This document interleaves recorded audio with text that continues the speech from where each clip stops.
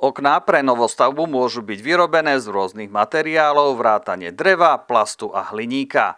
Každý materiál má svoje výhody a nevýhody a preto je dôležité zvážiť, ktorý z nich najlepšie vyhovuje vašim potrebám. Drevené okná majú prírodný vzhľad a výborné tepelnoizolačné vlastnosti. Sú ideálne pre domy s tradičným štýlom.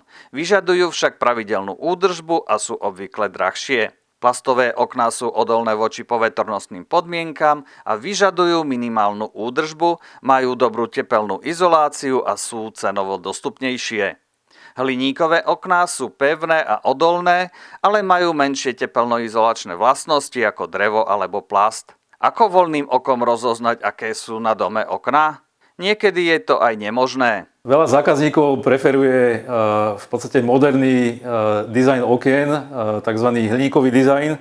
Takže máme aj medzi plastovými oknami okno značky Elegance, ktoré má vlastne lícujúce krídlo a tým pádom vytvára ten dizajn toho hliníkového okna.